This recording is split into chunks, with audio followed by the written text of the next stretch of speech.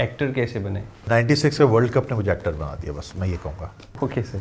96 में जब world cup हो रहा था जी तो पीटीवी से एक ही चैनल था उस वक्त, जी।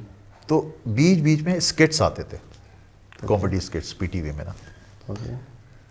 तो मुझे बचपन से ही शौक था कि मैं एक्टर बनूं, क्योंकि ये शायद 92 में मैंने एक दुआ की थी अल्लाह से, रेलवे स्टेशन पे किस जगह? Karachi railway station. ओके।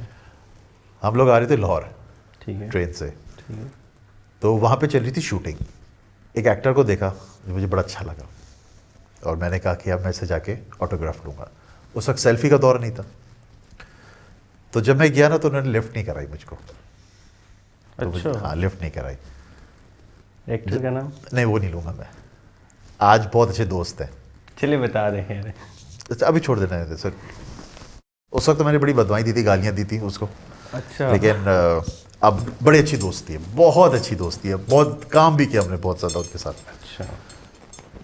जब वो चले गए ना तो रेलवे स्टेशन पे खड़ा हूँ, मैंने ऐसे से ऊपर अल्लाह को देखा, या अल्लाह मुझे एक्टर बनाना।